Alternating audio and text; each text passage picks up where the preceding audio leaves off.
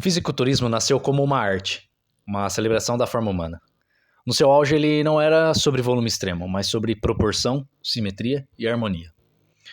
Cada músculo esculpido para criar um físico que beirava a perfeição, mas hoje isso foi enterrado. O que era uma busca pela estética se transformou em uma corrida cega pelo tamanho.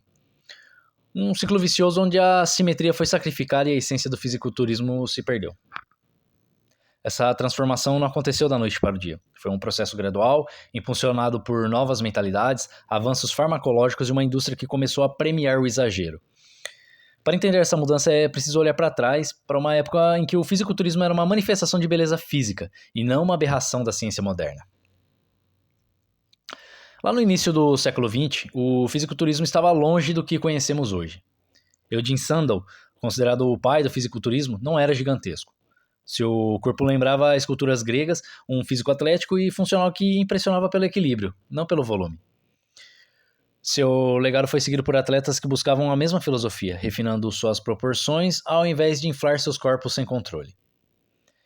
Já nos anos 40 e 50, Steve Reeves se tornou a personificação desse ideal. Vencedor do Mr. Universe, ele era o ápice da simetria muscular. Cintura fina, ombros largos, músculos bem distribuídos. Seu físico era um modelo de referência, uma construção anatômica que qualquer pessoa comum poderia almejar. O fisiculturismo daquela época ainda era acessível. Qualquer um poderia se identificar com esses atletas e tentar replicar seus métodos sem precisar de intervenções extremas. Essa mentalidade continuou até pelo menos os anos 60 e 70, na chamada Era Dourada. Frank Zane e Serge Nubret foram os últimos grandes embaixadores dessa estética. Zane, tricampeão do Mr. Olympia, nunca precisou pesar mais de 85 quilos para derrotar concorrentes muito maiores. Ele não era o mais volumoso, mas seu físico era com certeza impecável. Cada linha do seu corpo reforçava a ideia de que o fisiculturismo deveria ser sobre qualidade, não quantidade. Mas essa era estava com os dias contados. A partir dos anos 90, o fisiculturismo mudou de direção de forma irreversível. Dorian Yates foi o principal divisor de águas. Se antes o foco era na harmonia muscular, agora a prioridade era ser um monstro no palco. Yates trouxe uma nova abordagem. Músculos grotescamente densos, cortes profundos, uma presença completamente avassaladora. Seu domínio no Mr. Olympia de 1992 a 97 deixou claro que o jogo já havia mudado. O critério de julgamento das competições passou a favorecer o volume absoluto. Os jurados não procuravam mais o atleta que seria mais equilibrado, mas apenas o maior. Isso abriu caminho para uma geração ainda mais extrema. Ronnie Coleman, Jay Cutler, Phil Heath. Cada um mais volumoso que o anterior.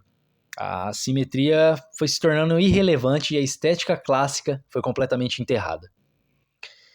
O que antes era uma arte, agora é um espetáculo completamente grotesco. A verdade é que a academia virou um culto, mas não a saúde, sim a estética extrema. Influenciadores bombados vendem um único ideal. Ou você seca até o osso, ou cresce até explodir. Se não quer viver de ciclo, plantar macro e injetar hormônio, nem adianta entrar nesse meio. Você será tratado como um frango. Ou pior, como alguém que, entre aspas, não se esforça de verdade. Pode ter a certeza de que nomes como os dos mencionados Zane e Reeves estariam nesta categoria jocosa dos frangos. O pior é que essa mentalidade não veio sozinha.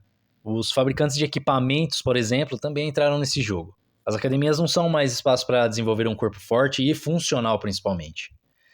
Cada vez mais máquinas substituem exercícios básicos, isolando músculos de forma muito artificial. O foco não é mais força real, resistência ou saúde, é hipertrofia plástica. Você não treina para ser útil na vida, só para caber no padrão do palco. Enquanto isso, a pessoa comum, que só quer melhorar a mobilidade, ganhar força ou simplesmente não morrer tão cedo, olha para esse cenário e pensa, isso não é para mim, e desiste. A academia, que deveria ser um espaço acessível para todos, virou um ambiente hostil, dominado por um nicho fechado e completamente narcisista. E assim, a população segue sedentária, doente, enquanto o mercado fitness lucra bilhões vendendo inseguranças. Essa mudança teve consequências profundas, não apenas no palco, mas também nas academias. Antes, qualquer homem poderia se inspirar em Reeves ou Zane e buscar um físico equilibrado e funcional. Mas quem quer parecer com um monstro de 130 quilos cheio de veias saltando? O fisiculturismo realmente se desconectou um pouco do público. Ele deixou de ser aspiracional. Em vez de atrair novos praticantes, começou a afastá-los. Para muitos, olhar para os campeões modernos não desperta inspiração, mas por vezes repulsa se não tiver em mente que outro modelo possa os inspirar. O que antes era visto como um ideal de beleza passou a ser tratado como algo artificial, desproporcional e inatingível sem o uso de substâncias químicas pesadas. Dentro das academias, essa mentalidade foi aos poucos se infiltrando em todos os níveis. O conceito fitness passou a ser sinônimo de volume extremo. Jovens iniciantes acreditam que precisam pesar 100 quilos para ter um shape aceitável. A pressão pelo uso de hormônios, então, nem se fala, nunca foi tão alta. A busca por um corpo saudável foi substituída por um ciclo vicioso de retenção, exageros a um culto à massa muscular que ignora totalmente a simetria e a funcionalidade. A academia, que deveria ser um ambiente de evolução pessoal, se tornou, novamente como eu disse, um nicho fechado. Um lugar onde a cultura do tamanho a qualquer custo desmotiva aqueles que apenas querem um físico forte e proporcional. O resultado? Menos pessoas treinando, menos adesão a hábitos saudáveis, mais desistência antes mesmo de começar e ansiedade de comparação. O fisiculturismo estético, eu posso dizer que morreu. O Olímpia não premia mais a harmonia muscular.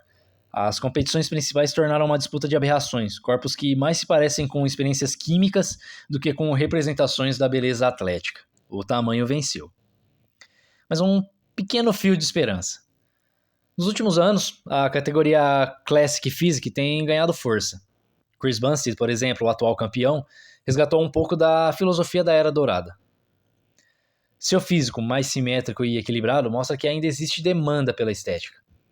O problema é que, mesmo dentro dessa categoria, a busca pelo tamanho já começa a ultrapassar o limite. Uma saída para o fisiculturismo é resgatar suas raízes. Se continuar no caminho atual, ele se tornará um espetáculo cada vez mais isolado, assistido apenas por um nicho específico, enquanto a maioria das pessoas ignora completamente sua existência. O fisiculturismo pode e deve voltar a ser uma arte, mas para isso ele precisa lembrar de onde veio. A busca pela perfeição física nunca foi sobre ser maior, sempre foi sobre ser o melhor. E quando eu digo o melhor de você mesmo sobre si mesmo do que ontem. E esse princípio foi esquecido. Que fique bem claro, esse vídeo não é sobre uma nostalgia ou saudosismo, muito menos uma crítica a todos os praticantes do fisiculturismo gigante. É um fato. O fisiculturismo perdeu sua identidade, queira ou não. O que um dia foi um esporte acessível, inspirador e focado na perfeição estética, se transformou em uma indústria de volume extremo, afastando-se do público e matando sua própria relevância. Se existe um futuro para essa arte, ele está na valorização da harmonia muscular, no resgate dos princípios que fizeram do fisiculturismo um movimento global e não um nicho fechado para um pequeno grupo de extremistas. O esporte ainda pode ser salvo, mas enquanto o critério de julgamento continuar premiando o grotesco, o verdadeiro fisiculturismo seguirá enterrado.